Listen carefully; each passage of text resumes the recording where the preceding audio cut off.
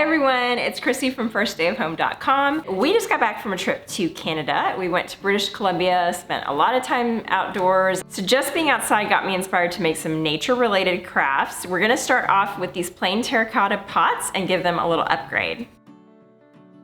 After wiping down the pots, I like to use this clay pot sealer before painting. I've done a lot of painted flower pots and I always find that this step really helps the paint to last longer, so I wouldn't skip it unless maybe you're doing some edible plants. In that case, I'd be a little more hesitant to use this sealer. After the sealer dried about 24 hours, I painted 2 of my pots white and then one a light pink color, and I'm gonna do a little bit of color blocking and also use some leaves with a tropical vibe inspired by nature to decorate some of these pots. I used my Cricut machine to cut out a few tropical leaves, like my favorite Monstera leaf. If you don't have a Cricut, you can always use pre-cut stencils or stickers for your designs instead.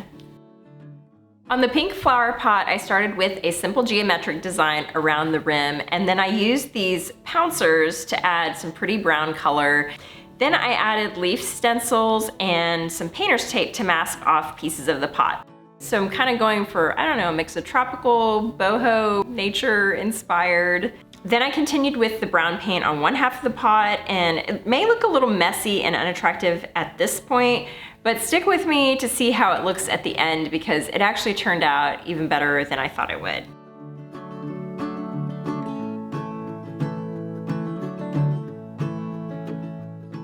On the next pot, I used the other part of the stencil to color in the leaves. So it's really nice to have kind of a 2-for-1, and I would suggest if you're making your own designs at home with a Cricut, definitely cut out more than you think you need. We know we're gonna do some more crafting later, so even if you don't use it for this project, you can always use it later.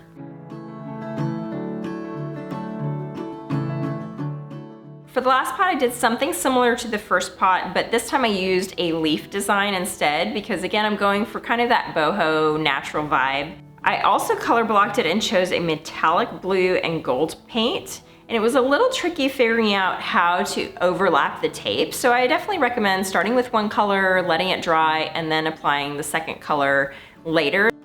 I finished by adding some succulents to each of the pots, and I just adore the way these turned out. I think they would make a really cute gift for someone, or you can just enjoy them on your patio as I am. For the next project, you're gonna wanna grab an old frame. I happen to have this brown frame at home, and if you don't have one handy, you can always run to the dollar store or to a thrift shop to pick one up. I started by adding a couple of coats of this white chalk paint around the edges. While that was drying, I grabbed a few stems from my patio and vegetable garden. I'm going to press these flat, so I really was looking for plants that have good texture and would make for kind of an interesting silhouette.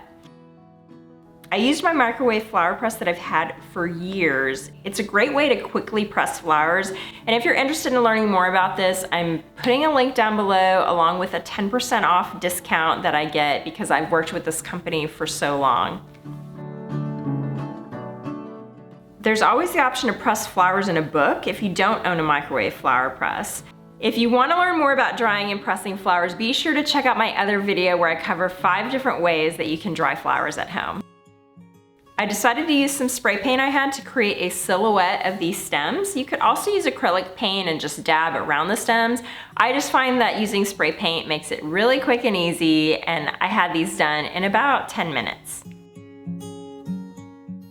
I should also mention I'm using a thick cardstock. You can also use something like watercolor paper. You just want something thick enough to give it a more professional look. I just love how these botanical prints turned out.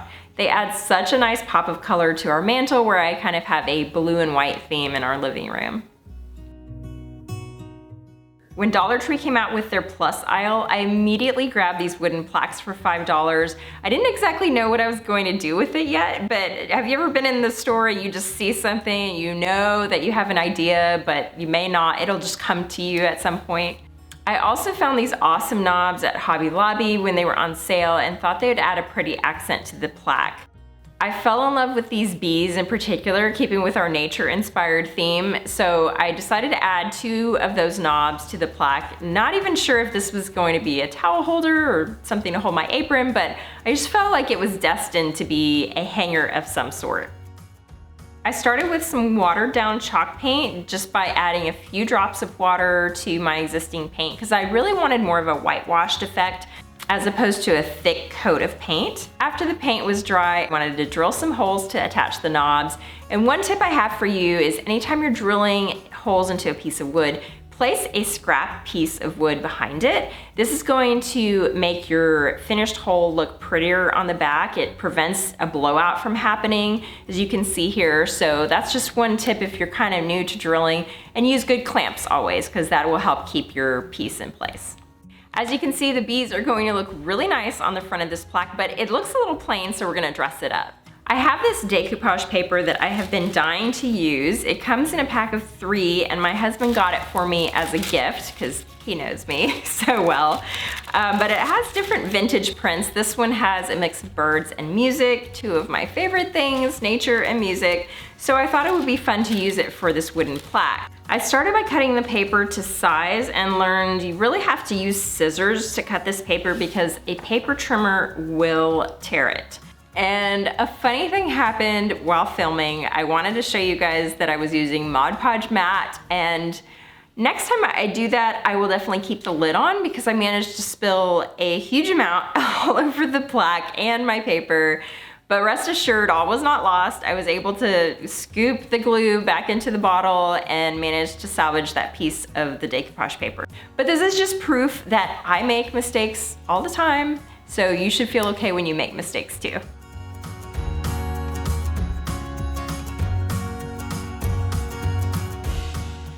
Once I had the bottom layer done, I just traced the outline of the top portion and cut it out, glued it down with Mod Podge just like we did the last portion. And then I waited for it to dry before applying another top coat of Mod Podge. I also decided to add a little more distressing around the edges of this plaque using kind of a hack that I've fallen in love with, which is these inks that are distressing inks. And I just take one of these blending brushes and work my way around all of the edges. It just kind of makes it look a little more imperfect and vintage, and I really like the way this is turning out. So once this is completely dried, about 30 minutes, the last part that we need to do is just hang it. So I attach this picture hanger on the back and then put my bee knobs back, and this is how it turned out. I think I'm going to use this hanger for either my gardening apron or tools. For now, I'm just enjoying the way it looks, and I'd love to know what you would make with this wooden plaque. So take a minute and leave me a comment down below. Do you like the towel hanger idea, or would you hang an apron on it? Definitely let me know down below. I love growing herbs in our backyard garden, and I have been wanting to make tea for years. After coming back from Canada, I was especially craving natural, healthy beverages, so I decided to plant a mix of mints and lemon balm in my garden, and I grabbed a couple of clippings of those and decided to dry them to make some dried herbal tea. Just like with drying flowers, there are so many different ways you can dry herbs. I'm just covering the oven drying method here, but if you're interested in learning more, I have a full blog post with 4 different ways you can dry herbs that I'll link to down below. For now, I'm just placing my mint and lemon balm leaves on a baking sheet lined with parchment paper. Then I'm popping this into the oven at 180 degrees Fahrenheit, which is about 82 degrees Celsius, and letting this dry for approximately 15 minutes. Once the herbs are dry, you can buy these individual tea bags online, and I'll put a link to these below. I think they're just so cute, and I love the fact that they come in a big pack, I think maybe 50 or 100, and you can give them away as gifts or enjoy them yourself. So I filled the tea bags with a small amount, about a teaspoon of dried herbs, and right before I'm about to brew the tea, I like to crush the herbs a little bit more and release more flavor. I also created printable tags for these tea bags that I'm offering for free to my newsletter subscribers. I'll put details down in the description box for that. The tea bags have motivational quotes like, "Be there for others, but never leave yourself behind," which I think is great. If you're a mama or a caregiver, you know that we always put other people first, so it's good to be reminded to take care of ourselves as well. I have to tell you, it is heavenly. Steep it for 3 to 5 minutes, add a little honey. My kids are obsessed with this. The best part though, is that you know it's all natural, you know exactly where it came from, organic tea leaves from your garden. I also think these tea bags make great gifts, again, so when you pair them with some honey and crackers, it could make a really sweet gift basket for someone around Christmas time. When we were in Vancouver, we visited this market called Granville Market. You'll have to let me know if you've been there, but I was just amazed at all of the food and the produce and just wonderful art and crafts that people had available there. One of the things I saw were these air dry clay, or I assume they were made out of clay, these ornaments in the shape of leaves. So I thought, you know, these remind me of the air dry clay ornaments that I've made on my channel before. Let's try something similar but with a twist. So I decided to again use cuttings from my container garden outside, but this time I was really looking for leaves that might leave an imprint. This one I thought looked like the shape of an angel, so I didn't know what I was gonna do with that just yet, but I thought it had some potential. So I took these leaves inside and pulled out a fresh packet of air dry clay. I've done plenty of air dry clay tutorials on my channel, but I don't want you to feel like you have to be an expert to do this. It is so therapeutic to work with your hands and just to create with clay. So I want to encourage you, if you've been shying away from it, just come on in. It's not scary. We're gonna do this together, and this is a really simple project for any beginner. Air dry clay is super soft and easy to mold. That's one of the things I like about it. You'll just want to make sure you have a small dish of water handy because the clay will start to dry out as you work with it, so you'll continue to moisten it and make sure that it stays nice and pliable. The main thing you'll need is a roller. I'm using this one that I bought fairly recently, but honestly, I like using a glass bottle, so don't feel like you have to rush out and buy any fancy tools. You can use paint stir sticks or any thin piece of scrap wood to kind of make sure that your thickness is going to be consistent as you roll out your clay. I often skip this step because I'm okay with little imperfections. You should be too, but if you really want a more professional look, then it's good to have those guides down as you roll out your clay.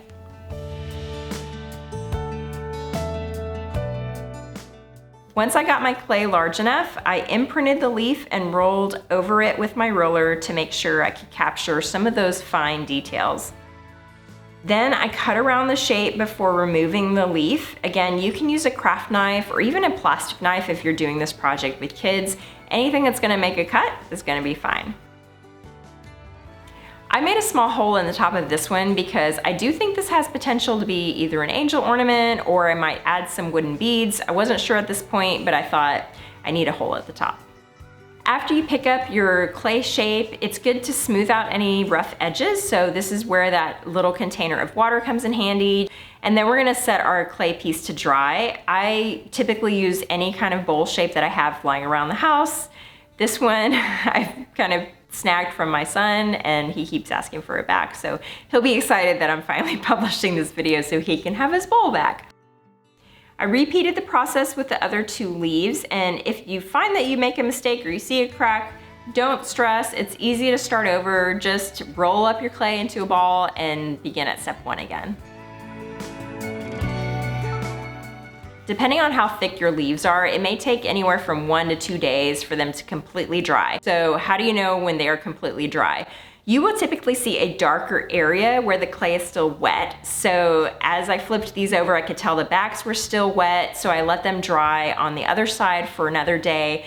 And then once you see no more of that dark gray shape, then you know you're probably in the clear. The most I've had to wait, depending on the object, is maybe 3 days, 3.5 days. Once all of the leaves were dry, the hard part was figuring out what color to paint them.